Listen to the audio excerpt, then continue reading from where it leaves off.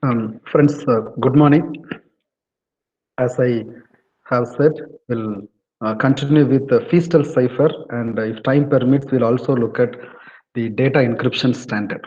Right. So, yesterday we have spoken about some three different categories, three ways to categorize the encryption and decryption algorithms. We have spoken about the number of keys used, how the how the transformation is happening, and what are the operations involved.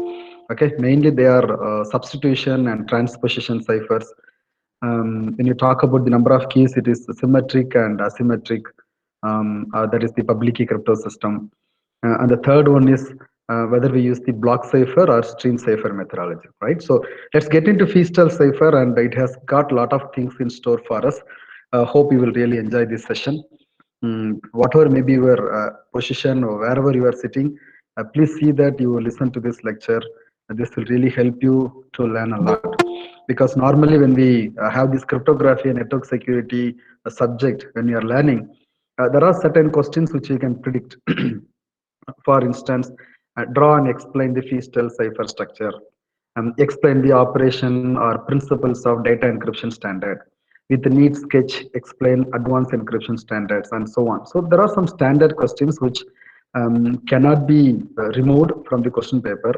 Unlike this situation, now we have the MCQ based examinations. So you can't expect such kind of the essay type questions. So that makes you to listen to the lectures with little more attentive. All right, so please listen to these lectures. If you are having only audio broadcast, it's okay, but please don't miss the points. All right. So when you talk about the traditional block cipher structure, there are two diagrams I have placed on the screen. Um, One is on the stream cipher, the other one is block cipher. So this simple schematic representation would surely help you to understand the difference between block cipher and stream cipher. Because the Feastal structure follows the block cipher principle, let's talk something about the stream cipher and then do away with stream cipher, and we can concentrate on block cipher methodology. So what happens in the case of stream cipher, where it encrypts a digital data stream one bit or one byte at a time, as I have said. All right. So look at this. There is an encryption process. Plain text is given, and it has the index also as I. Okay, it could be the ith bit or ith byte. All right, and there is an algorithm which does this encryption, and the key is also generated by a separate algorithm here. Okay, so key is generated for every of the bits or the bytes, and then the output is given. All right, and then all right, so at the receiver side you got the generation algorithm once again, that is going to give the cipher text as the input to the decryption methodology, and then the key is also supplied, and then you are getting the plain text. So this happens bits by bits. What happens in the case of block cipher? Look at the right hand side. You got your plain text. There are n number of bits. In this example, it contains b number of bits. Okay, so that many bits as a block is given as the plain text. I'll Okay, as the plain text, and then it goes to the encryption algorithm, and then cipher text is created.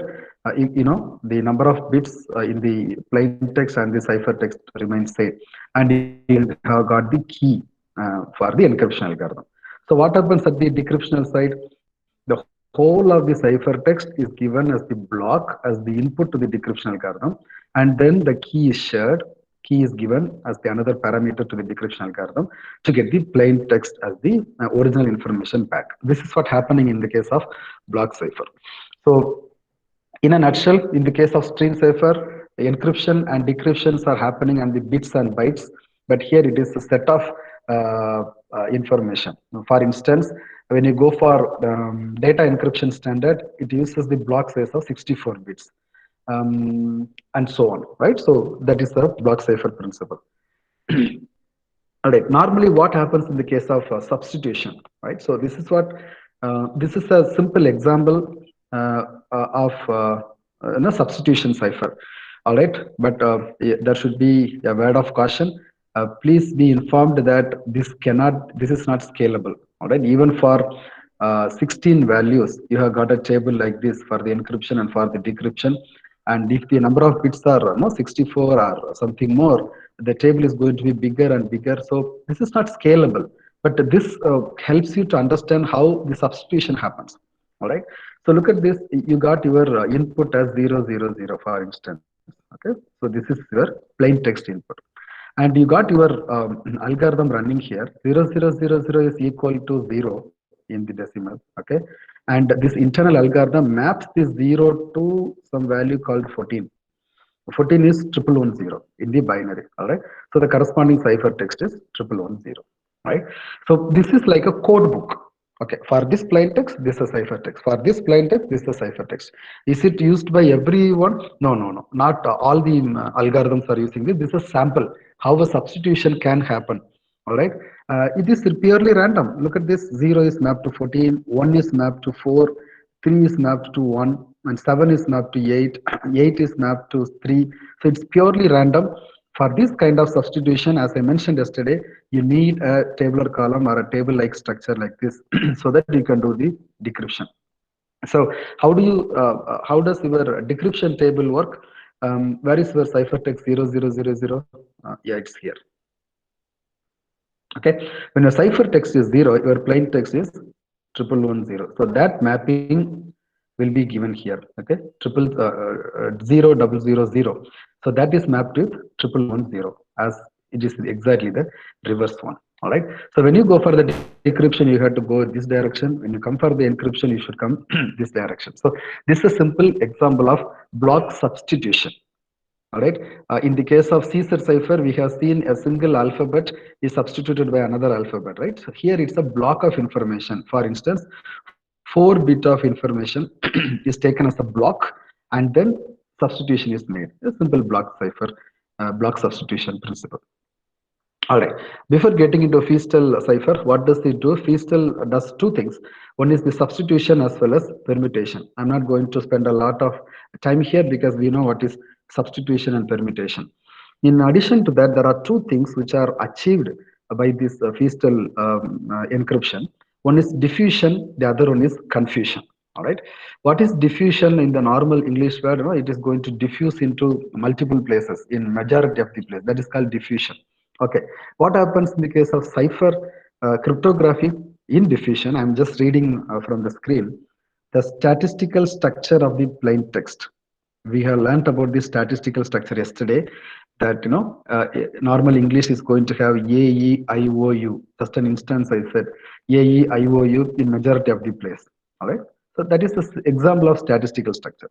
The statistical structure of the plain text is dissipated into a long range statistics of the ciphertext. Okay, so the plain text statistics is not going to appear as it is in the ciphertext, but it is going to be spread out. Okay, it's going to be dissipated into a long range of statistics of the ciphertext. So this is achieved by having each plain text digit affect the value of many ciphertext. This is very, very important. In the case of diffusion, this is the first time we are reading this line, right? Each plain text digit or each digit affects the value of many ciphertext. All right. So one letter, one alphabet in the plain text will be able to affect multiple or many characters in the ciphertext. In other words, a change in one value will have lot of no will have a great effect in the ciphertext. This we call it as avalanche effect. So I can give you an example. For instance, when you talk about um, um, um, yeah, least significant bit and most significant bit. Do you remember? In the case of most significant bit, if a single bit changes, the output is going to change in a greater way. All right, you remember that? Very similar to that. A change of instead of A, if the input is B, ciphertext will be changed in a much different way. Okay, that is called diffusion. Okay, its effect is given to almost every parts of the ciphertext. That is called diffusion. Second one is confusion. All right. I can give you an example of confusion before we get into the actual statement. Um, when we talk about the normal networking, All right. We know in the data link layer, the information is not encoded or it's not encrypted. It is going as it is. Okay. So that is normally giving a way for war driving or, traffic analysis by the attacker. So how can we confuse them? You add unnecessary bits as possible. For example, if your original information is only 1,000 bytes, you make the file size as 1,500 bytes. Remaining 500 bytes, let it be junk. Okay, zeros and ones, some random values, you prepare it and you send it across. So what will happen at the receiver side, in the attacker side, when he is taking it and he's trying to find out what the actual content inside, he'll be really unhappy to see that a lot of irrelevant information is available. He will not be able to find whether that is relevant or not. Okay, confusion. All right. So confusion attempts to make the relationship between the statistics of the ciphertext and the value of the key as complex as possible. All right. So this is something related to the diffusion. This is something related to what I have just said. All right. So when you have the actual key, all right. So the ciphertext statistics has a close relationship with the value of the key. So when you change the value, and again, it's going to give lot of confusion that you will be only scratching your head. All right. So these are the two important things which we need to achieve using the feastel structure, right? So what is a feastel structure? This is what our feastel structure all about. All right. This looks something colorful, simple, complex. It's okay, but it's very simple to understand, right? So when you talk about the feastel cipher, it is a block cipher principle. Okay, it follows block cipher principle. I'll talk about this direction and then on the right hand side. Okay, so I'll talk about this first. Okay, on the left hand side, you have got the plain text. So plain text is the input for your feastel cipher structure. Okay, this is the encryption steps. This has a lot of steps for encryption. At the end of all these steps, you will get the ciphertext. Okay, and we are going to see what is happening from between the transformation of plain text into the ciphertext. All right. So you have got your plain text in the feastel structure. Your plain text is divided into two pieces. It is taken as a block, maybe 56 bytes or 64 bytes or 128 bytes. It is taken and then it is broken into two halves. All right. So for instance, if the plain text is 64 bits, it's going to be 32, 32. All right. So 32 bit is taken as a block. Another 32 bit is taken as a block. Okay, and then that is given a name. This is only for understanding. It is given a name, LE1. Okay, it is left hand side encryption step 1. Simple. This is right hand side block encryption step 1. Okay, these two blocks are processed separately. All right, now starting from this place till this place, you got, we call it as a round. Okay, RO, please forgive my handwriting. Okay, so this is a single round. Okay, in a single round, what happens? You have got your plain text divided into two halves, and you are giving the name as well here. Left encryption one and right encryption one, and then it goes for a specific round. So what happens in the round function? The round function has to be as complex as possible. Feastel cipher does not tell you that what should happen in the round function. But we are going to learn shortly about data encryption standard, that is DES, which follows the feastel structure. And there we are going to learn how DES is implementing the round function. Okay, so don't worry about the round function now, but all it has to do is your substitution and permutation has to happen. All right, a number has to be, one has to be replaced by 0, or one has to be replaced by 0 1, and so on. And then permutation, 0 will be placed at second place and then first place, and this combination. So this confusion has to happen in the round function. That is the objective. So the round function has to be as complex as possible, so that it will be really difficult to break the ciphertext. Okay, so for this round, you got the key. Please remember, you can have a look at that. All right, what is happening to left hand side of the block? It is not undergoing any change. Okay, it is just maintained as it is. Please remember that so far. But the right hand side block is going for a round. Okay, and you are supplying a key. And you have got for first round, you got the key which is denoted as K1.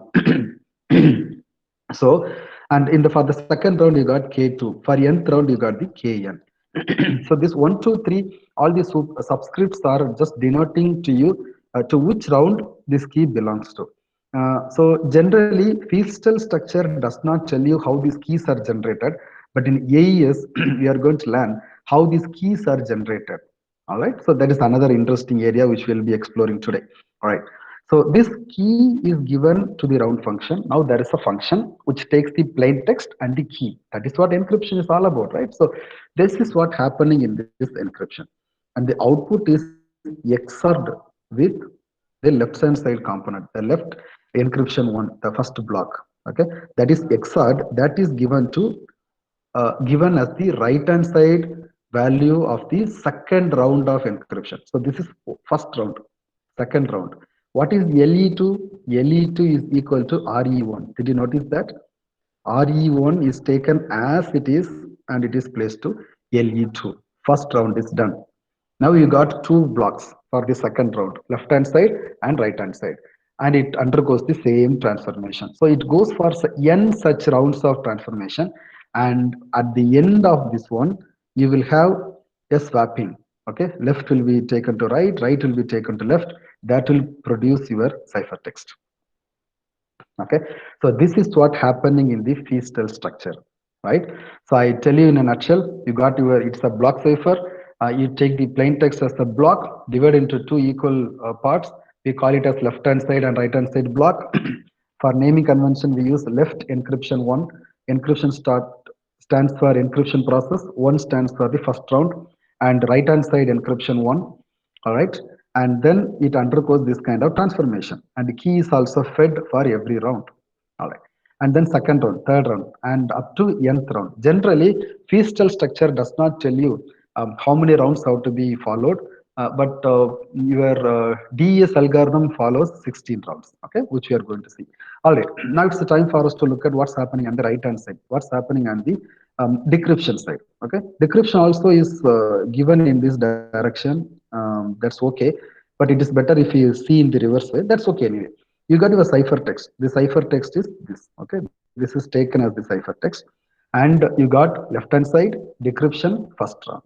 Okay, but there is we should be little careful here. Look at the key for the first round of decryption. The nth round, the key which is used in the nth round has to be fed. Okay, the key has to be supplied in reverse. You should remember that all the other remains same. Okay, same function, XR, everything, but the key has to be supplied in the reverse way. You can see K1 is supplied in the last round of decryption. Okay, so key has to be supplied in the reverse way, and then because we have done a swapping here, there will be another swapping to get the plain text. So this plain text will be equal to this plain text. So this is a perfect example of a block cipher. Your decryption will be just the reverse of encryption, that is achieved by feeding the key in the reverse direction. All right, this is what your Feastel structure all about. So for those of you who has to remember, you have to remember at least one round of Feastel structure, so that the rest will be just the repetition. Okay, so what are the parameter, what are the choices of this parameter for Feastel structure? Though Feastel does not dictate you that you must follow this, you must follow that, there are some recommendations given so that your cryptanalysis will be difficult. All right, one is block size. All right, normally block size should be as big as possible, but there should be a trade-off, because if you go for a bigger block size, the encryption and decryption process itself will be slower. All right, which is not normally accepted when you talk about high speed networks, right? So block size has to be you should strike a balance, that it should not be too small that cryptanalysis is easy, and it should not be too big that encryption decryption will take a lot of time. So you should put it somewhere in these two extreme, between these two extreme. Generally block size of 64 bit or 128 bits are recommended generally. Okay, all right. When you talk about the key size, and again, bigger the key size, in the difficulty the cryptanalysis, but again it has the same trouble of slowing down your algorithm. So key size of probably 128 is probably good, but DES uses 64, which is proven to be broken already by the brute force attack. All right. And the number of rounds, though a single round itself is sufficient for encryption, in order to improve the security and also in order to improve the difficulty in cryptanalysis, the number of rounds should be as high as possible. But 16 is normally universally used. Of course, DES also is going to use that. And sub-key generation algorithm should be as complex as possible. That the key which is generated cannot be predicted. All right. And then the round function f also should be as complex as possible. That it is better if you can implement it in a hardware for quicker encryption and decryption process.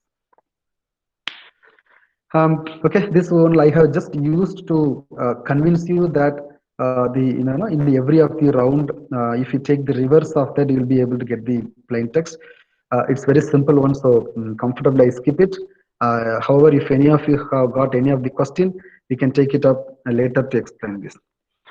All right, now let me get into data encryption standard, DES, which follows the Feastel structure. So let's see what it holds. All right, you can look at the screen, which is the overall operation of your data encryption standard DES algorithm. All right. So what is this looking little complicated? No, no, it is not at all complicated. It is very, very similar to your Feastel structure. Okay. Forget about this initial permutation and inverse initial permutation.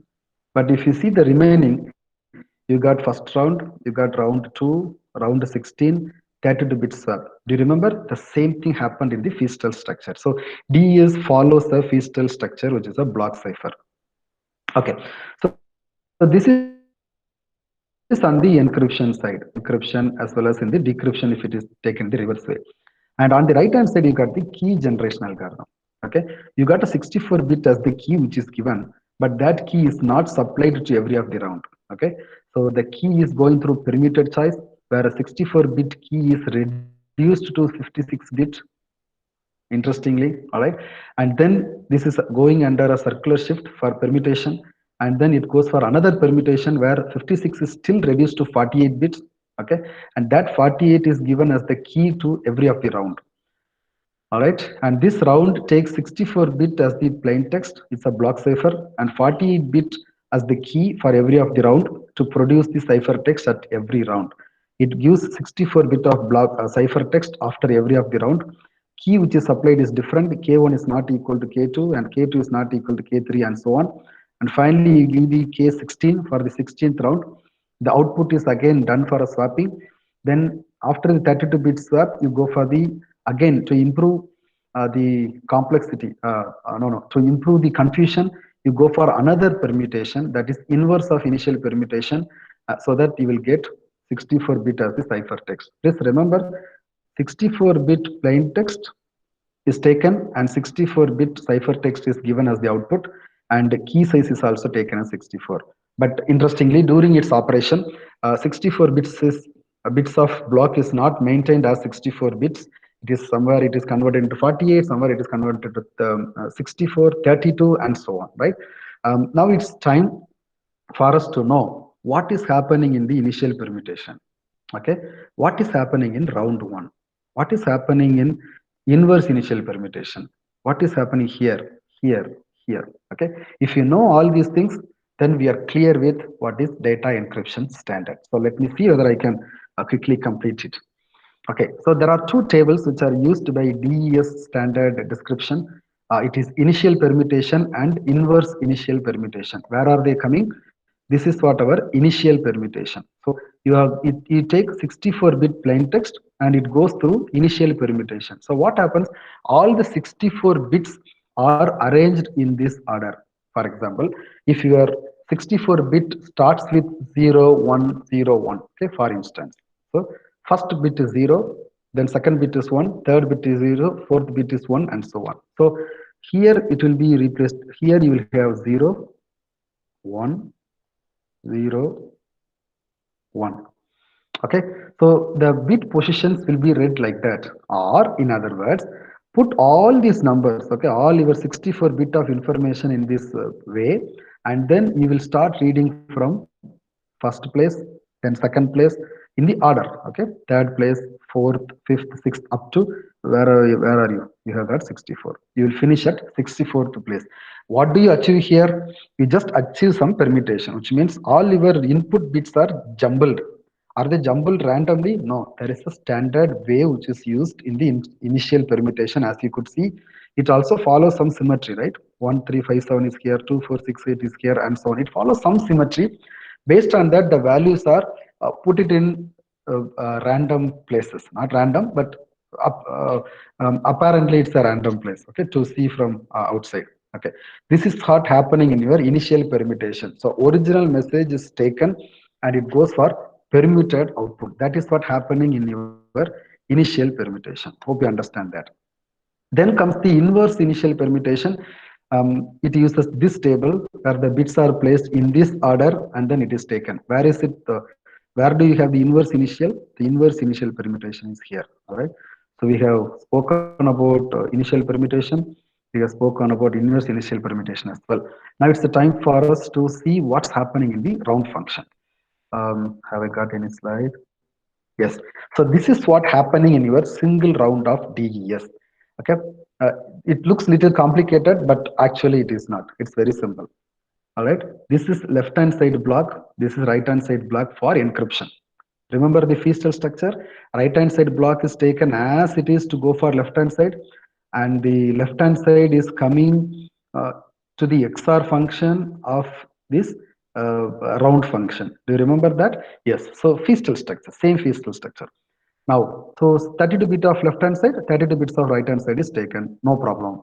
Then right hand side block goes through this kind of transformation. What is happening? One is expansion permutation. What is expansion permutation? You got 32 bits as the input, but 48, which means 32 bits is taken as the input. It goes through a process called expansion permutation. We call it as E table. And then this table produces 48 bits as output, which means 16 bits are added. Whether the 16 bits are randomly added, no, there is again a standard way of adding the 16 bits. It's available here. Yeah, this is what happening in the expansion permutation. Sir, remember 32 bits is the input block size. Okay, all these 32 bits of information are placed like this, simple. And then in every row, 2 bits are added. What are those bits? See, in the first row, fifth bit is repeated. See, 5 is here, 5 is repeated, 4 is here, 4 is repeated. Okay, this is the way we include 16 new bits. 1 2 3 4 5 6 7 8 plus 8, 16 bits are added, and hence 32 bits is converted into 48 bit. Not only it does the expansion, it also does the permutation. How? Because you see, 4 is appearing here, 4 is here, 5 is here, 5 is appearing here. Okay, looking like a random order, right? So this is how your expansion permutation is happening in your round function. Okay, this is what our expansion permutation, 32 bits is converted into 48 bit. Then you got your XOR. We know the truth table of XOR. If both the values are same, you will have 0. Otherwise, it's going to be 1. That's going to be your XOR. All right. So XOR function is known to you. But 48 bits is given to the XOR function, and the key is also supplied during that time. So key generation, let's talk separately, but we'll concentrate on the round function. So the 48 bits of value after the expansion permutation table is given to the XOR function, and the key is also taken 48 bits. XOR is producing 48 bits of output. Nothing complicated here. It's a simple XOR operation.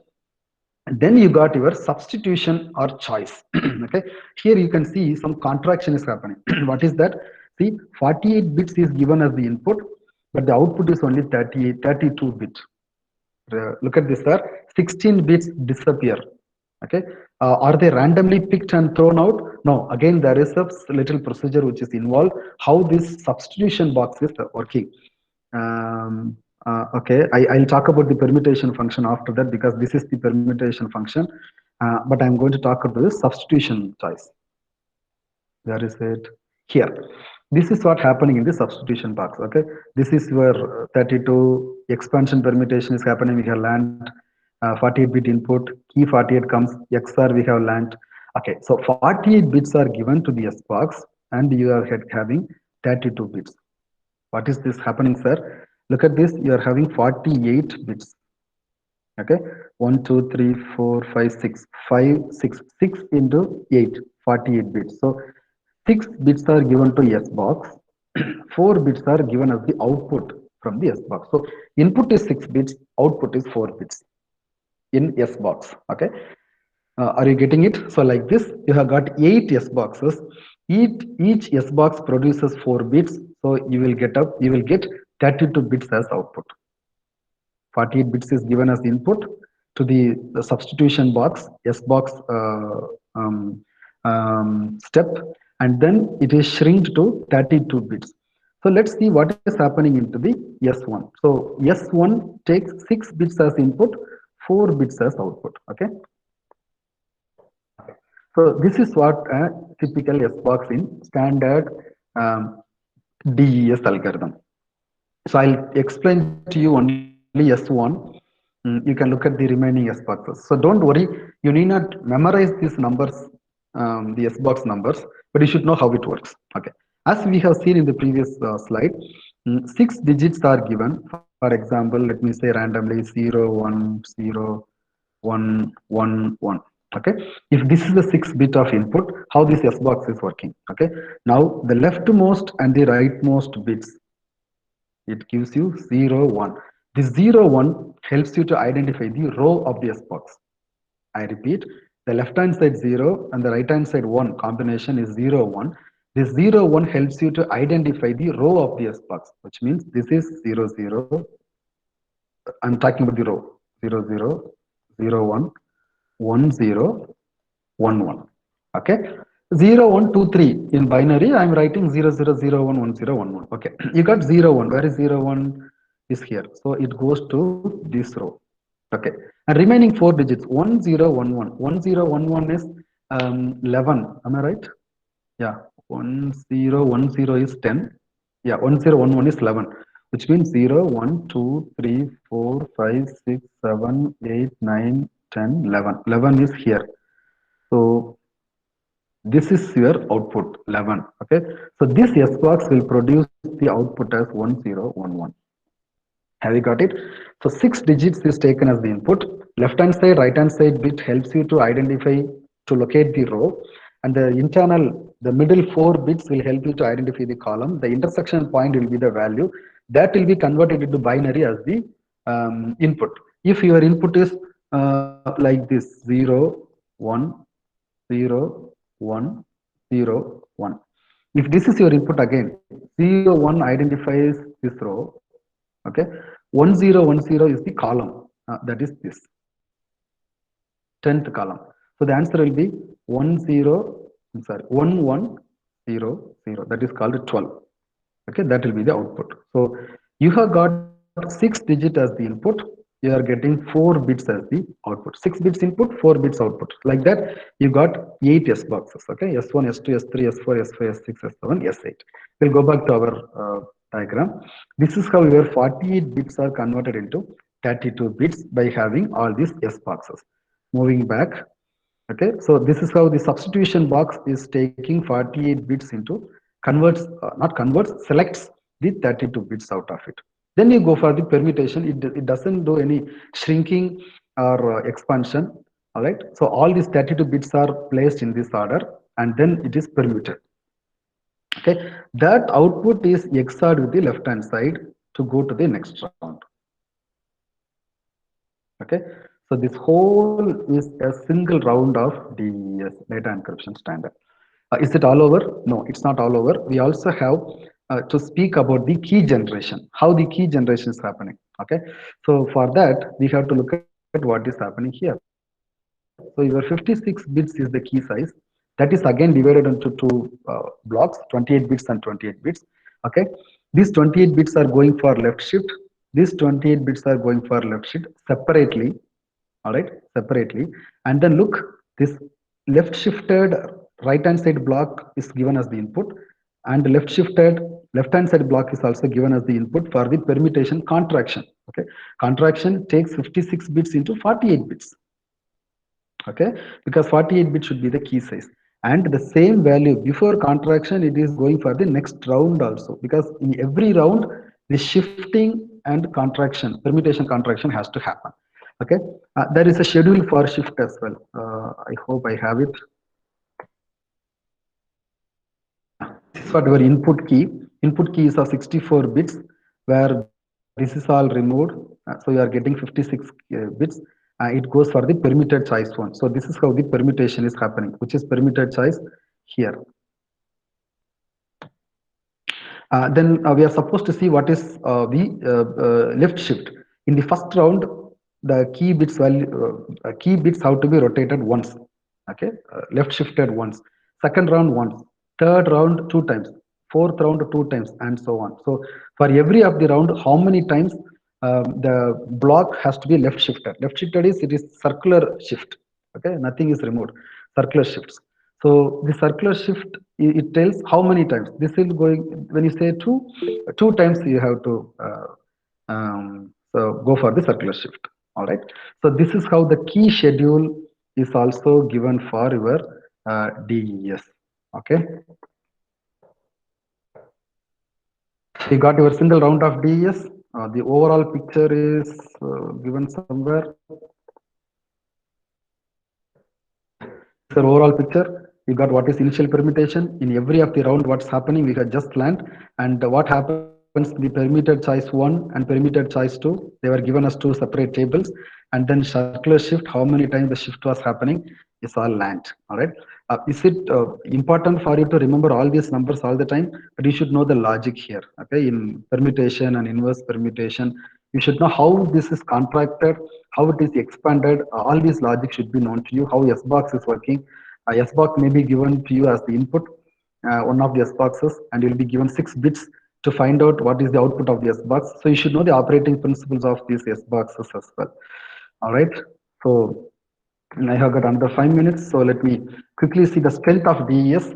So first strength, no, this is only to analyze whether the DES is strong enough to withstand the attack. Okay. The use of 56 bit key is really good. Okay. So when I have given some points so that we can read and understand. With a key length of 56 bits, remember, the key length in our Caesar cipher is only 1. Okay, but here the key length of 56 bits, there are 2 power 56 possible keys. Okay, which is approximately 7 into 10 raised to 16 keys. Okay, this is really big number. All right, so very big number of keys. So whether the brute force attack is possible or impossible is the question. All right, a single machine performing one DES encryption per microsecond would take more than 1,000 years to break the cipher. Okay, this is really okay, a great number. Okay, a single machine when you have, it is able to do 1 microsecond. Okay, it's able to do the decryption, one decryption per microsecond. You need more than 1,000 years to break a cipher using brute force DES. Okay, this is because of the key size. But whether the glory remains same, no. But during 1977, almost 50 years back, roughly, okay, Diffie and Hellman, they presented that. Of course, the technology was not implemented, but they proposed that technology existed to build a parallel machine with 1 million encryption devices. Okay, 1 million encryption devices, each of which could perform one encryption per microsecond.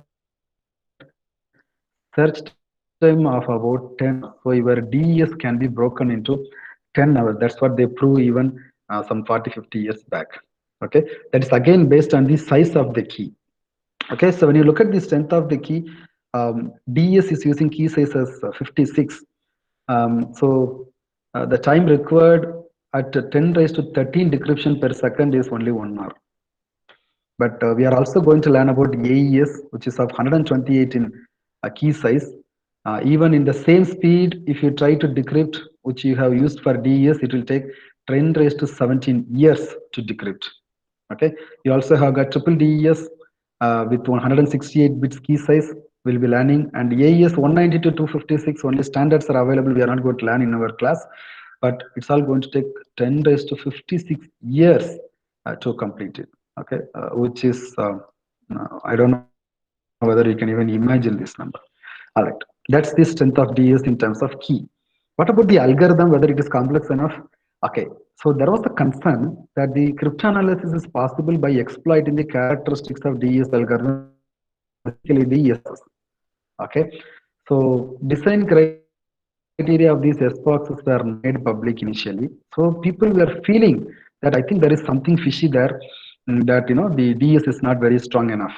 But no one has so far succeeded in discovering the supposed fatal weakness in the SBox. So nobody could prove that SBox is weak enough. Okay, so this is the structure SBox is functioning, so it can be broken. No such experiment has proved so far that SBox is vulnerable to attack or weakness. Okay. Next comes the timing attack. I haven't spoken about timing attack, but what is timing attack? I'll read the first line. The information about key or the plain text is obtained by observing how much time it takes for implementation to perform decryption on various ciphertext. Okay, so what is in the case of timing attack? You got the random ciphertext, not random, some bunch of ciphertext in your hand. You write your algorithm to implement it to decrypt the ciphertext, and based on the value in the encrypted text, in the plain text, this decryption normally takes some different amount of time. So this gives a hint for the attackers that okay, this kind of input is taking this much time for decryption. This kind of input is taking this much kind of decryption, time for decryption, which means okay, when you try to decrypt an algorithm, a ciphertext, based on the time it takes, you can guess okay, the input should be this kind of information. All right, so that is called a timing attack. But DS appears to be fairly resistant to timing attack as well. All right, so DS is fairly strength enough, but brute force can easily break it. If you, of course, it needs lots of money as well to break it. All right, so that's it from me for today's class. Um,